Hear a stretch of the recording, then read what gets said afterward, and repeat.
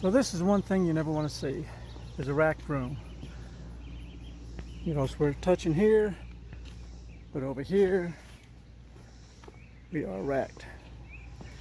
And what happened is the seal blew on one of the room cylinders. We got two cylinders, and while my buddy was bringing in his room, it blew the seal on one. So when it blew the seal, only one cylinder was now working.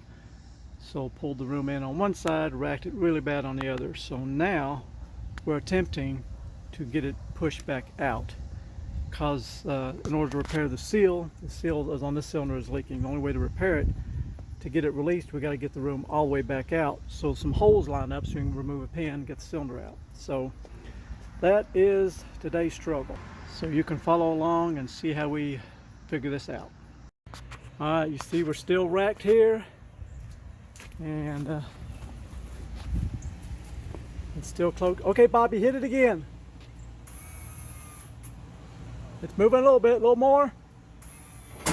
Oh, there she went. A good bump. All right, one more time. Okay, one more time. Oh, all right, now we're looking even now. All right, we're making progress. Woohoo! All right, at least they both kind of look the same now. All right, that looks much better. We still got to get this one out more so we can get that cylinder out. Okay, I'm gonna try to explain this. It's a little bit of a head scratcher, but we finally got the room out. But I'm gonna explain to you how we accomplished that. Here's a diagram of the hydraulics. Okay, so this is the large slide on the driver's side, and we blew a seal. The seal blew on the front cylinder, and when it blew, it racked the room. It went sideways, and because of the equalization cylinder, it's always trying to maintain the same rate of fluid going to the cylinders. But the problem is the equalization cylinder, I guess, is not smart enough to know, hey, we blew a seal. So it's still sending out the same amount of volume, but it doesn't realize some of the oil is blowing out the seal. So by doing that, then this cylinder starts to outrun. The rear cylinder is outrunning the front cylinder. So it's racking the room sideways. So that's what we had. So I had to figure out a way to work the cylinders manually. You have to try to apply pressure to one, then the other, just inch it out little by little. So because we did the manual retraction, got them kind of halfway equal, but then we had to get it back out. So because you have to have this room all the way out to remove the cylinder. You'll see that here shortly. But to accomplish this, we have our equalization cylinder right here. That's your high pressure line coming in. So this high pressure line, when you extend the room, this probably gets like 3,500 psi. It goes to the equalization cylinder, but I needed to bypass that. So I've removed the lines, and so I've removed the lines. You can see right here. Here's the equalization cylinder. This is the high pressure line that goes in the end of the equalization cylinder. So then I found the lines, I tracked them down. The large line right there, you got a small one and a large one. We need to tap into the large one. That's the one that pushes the room out. The smaller line is used to bring the room back. So I needed to apply 3,500 psi to that line only. So, and I tracked that line down. Actually, that is this line right here. If you follow it through the wiring mess, it goes up to this cylinder right here. So I took that line and I attached it to this high pressure line. So I did that so I could push out the front cylinder just a few inches. Then I'd come back under here and reverse it. This line that's attached to right now, it runs, you follow it, it goes all the way up to that cylinder. So I would crawl under here, hook it up to the high pressure line, go upstairs, push the button, watch the room come out about 3 inches, because every time it came out, it would rack. I'd go 3 inches out like this, then I'd go 3 inches out like this, and I'd keep walking the room out until I got it all the way. Because I was making a mess too, because every time I applied pressure to the cylinder, I was blowing oil out. But that great big slide, I really didn't know any other way to get it out. It's just so heavy. I don't know if you any other manual way to push it out or not. But anyhow, I hope that kind of makes sense. I got it all the way out, and we just found out the cylinder that we removed, it's non-repairable, and they all shoot, get my voice back. We just found out that the cylinder is non-repairable. It's crimped together in design, so we can't really do anything to repair the seal, and they're on back order HWH. So now our goal is to reassemble this thing, put it back together, and cap off the lines so he can get back on the road. So if you've got a wrecked room, this information may help you out a little bit. If I explained it good enough anyways. Let me explain a little further. I'm afraid I'm not getting this explained very well. Let me show you by the diagram instead of looking at all this mess of hoses. Because see, here's a high pressure line. We got that. Okay. And then, so we got two lines coming off the cylinder. This line here does the pushing, pushes it out. That's what we was worried about. This connection brings the cylinder back in. So the bottom line is we needed to disconnect this line here, apply it to this high pressure line, push it out, then disconnect that, then connect this line up to this line here, push it out a few inches, and we just kept alternating back and forth. So I think that this part might make it a little bit more sense to you. So apply pressure on this line, and then this just alternate back and forth till you get the room all the way out, and then just plumb everything back the way you found it when you get done. So tag it, tape it, whatever you got to do. Hopefully that makes sense. Okay, here's a challenge to remove this cylinder. Something I've never done before. We'll go and give it a try. But you can see it's kind of jammed up in there sideways. It is sideways. It shouldn't be like that at all. So we blew a seal. The room racked. It made a real mess. So, and I also found this loose. That should not be loose. So we're going to take these lines loose first, catch the oil, take these bolts loose, see what will happen from there. Learning as we go. Okay, well now getting this end off was fairly easy. Just took my two lines loose. You got these two bolts, shoulder bolts, sit up in there like that. Loosen them both up, pull them out, and the cylinder dropped out. So not so bad, that part. Now, tricky part now is getting the pin loose way at the other end. That's what gave us such a fit, because when it all jacked up and jammed up, the room was halfway in. We had to get the room completely out before we could get that pin released.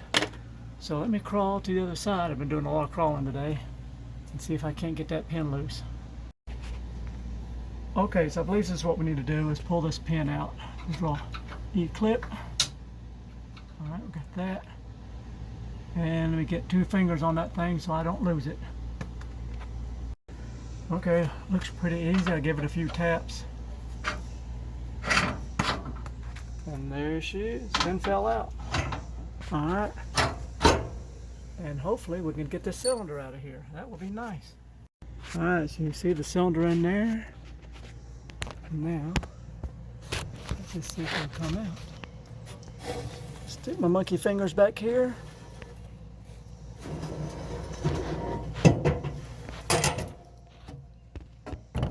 There you go. No problem.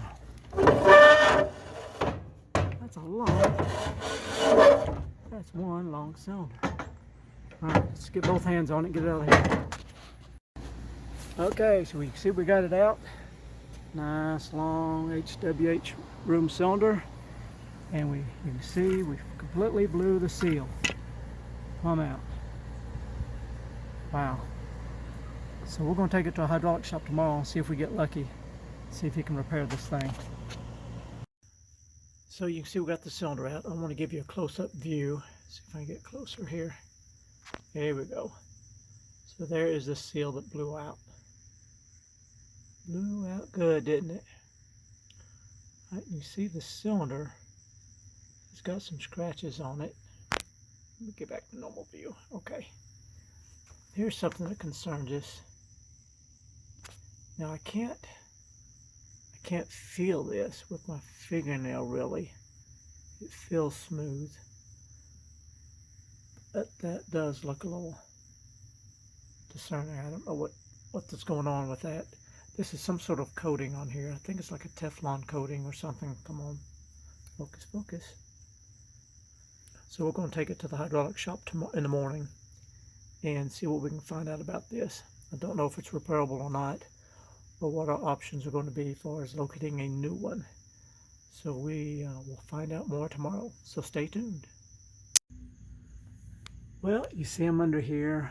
The ram is out, cylinder, and I'm inspecting the box itself. Still looks good. I don't see any distortion in it. I was really concerned because it was racked so bad, but I did see a problem back here. If we can get a flat light on it. Yeah. See that right there? Is that bend? I gotta try to straighten that up.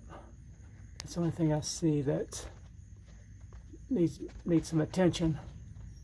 So I'm thinking if I can get the right crowbar, maybe I'll lay a socket in there to pry against. Maybe I can get it straight. So I need to do that, because then we got to try to locate a cylinder or get the seal fixed. We don't know about that. If we can get it repaired or not, we'll find out tomorrow. So the journey continues. So I'm going to try to explain how I'm going to straighten this up. I've already straightened it a little bit.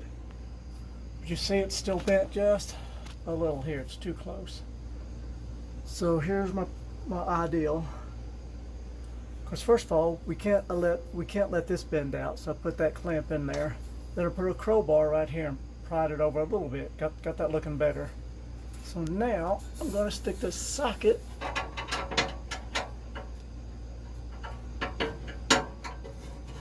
right here. Okay.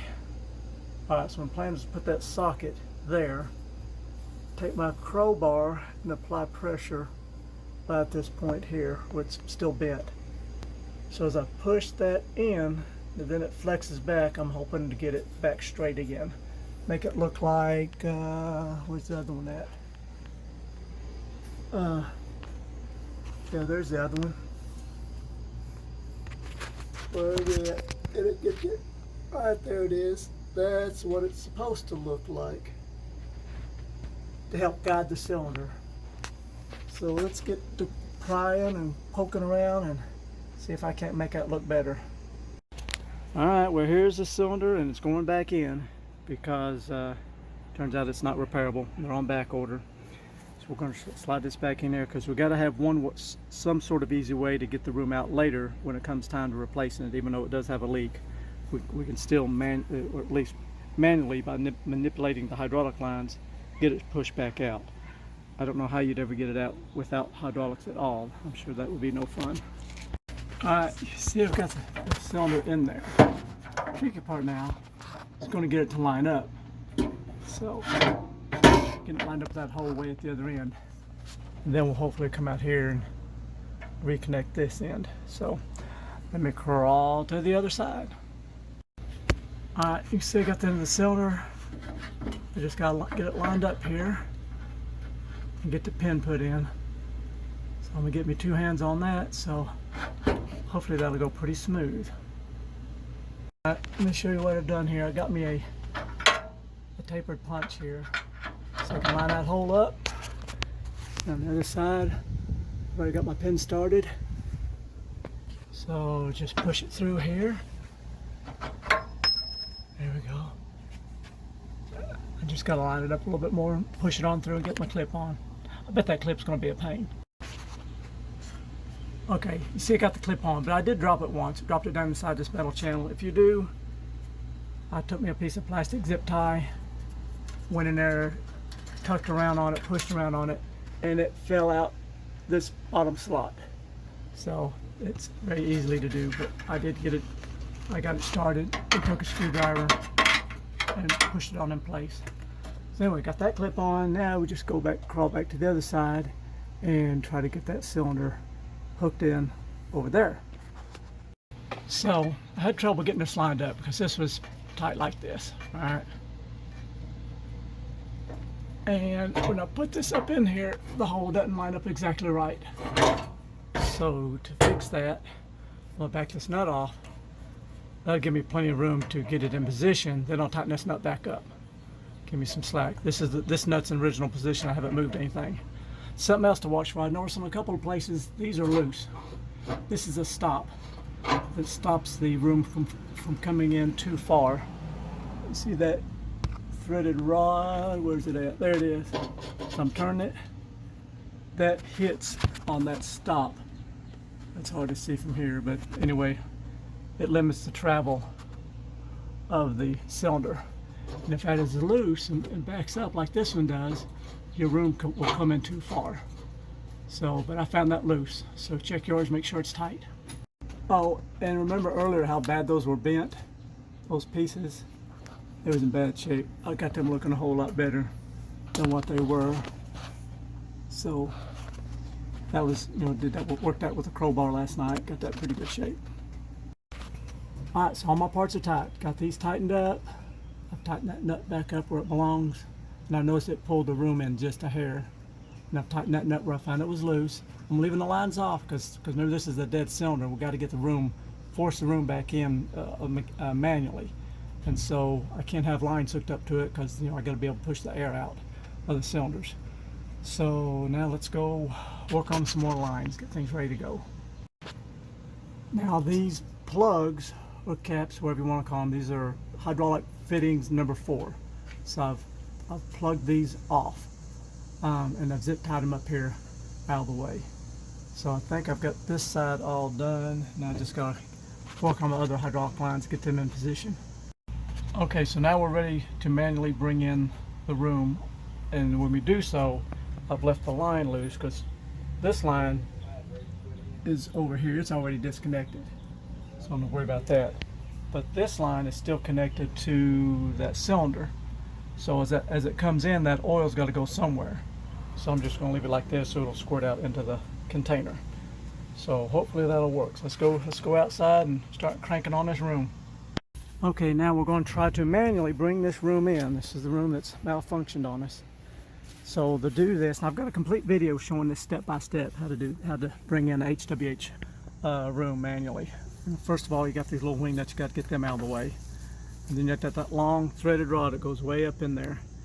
So, and I've already put some oil on there to lube up those threads because there's a lot of pressure on it.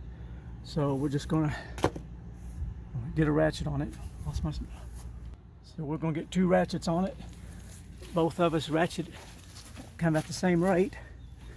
And it may take a little while, but hopefully we'll get this room all the way back in and it'll be locked in. Once you do this, it'll lock it in place. It won't be moving anywhere.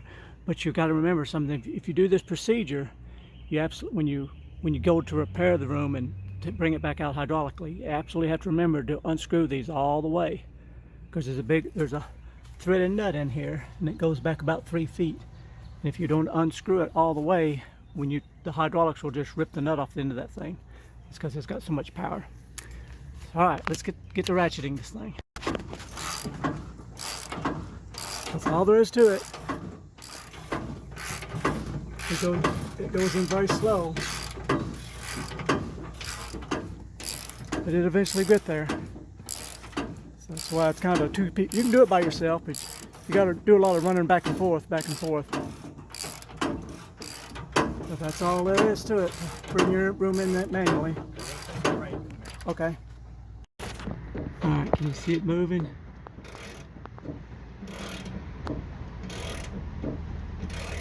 Ever so slowly. Is it moving?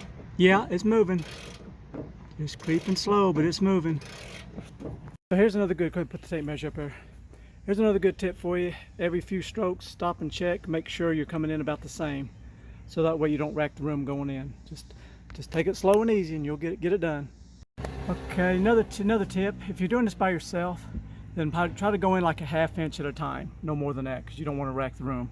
Because also, don't use this as a guide to bring in the room. Like, you need to watch my full video, because there's different procedures you have to do when you start from scratch. Well, I've already got the cylinders loose, because normally you'd reach in here to your solenoids and trip certain solenoids so the fluid can flow back into the tank when you do this process. So dig up my full video on how to do this manual retraction on the HWH. Alright, so we had a little small problem. This may happen to you, but as it was coming in, it's hit that stop. Those little 2 pieces that was bent before, you see it's hitting that stop, so that's kept us from moving in. So I think that little rod is bent. So I'm going to loosen up this nut right here and try to keep it. I got to get that turned a little bit out of the way so it's not touching. So let me attempt that. Alright, let's try to show you what's happening. Oh man. Let me get up here. Alright. See how that's bent? So right there it touches, it locks us up. If I rotate it, now it's clear. So something to be mindful of. If you're bringing your room in, it starts to bind on you, stop and see what's going on. So we stopped, we found the problem. Now hopefully it'll continue to come in. Alright.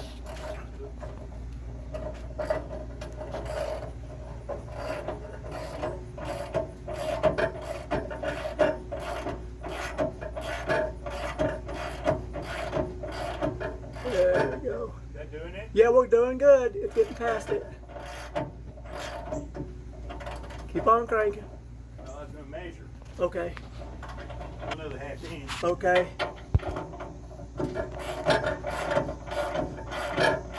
There we go. We got past it. Yay, we got that done. So, Alright. Alright, you see we just about got it. She's starting to touch at the top. Just gotta finish it. Bring it in a little bit more. Alright, it looks good right there. Hang on, look at her. See how tight we are here? Looks good. Let's check the other side.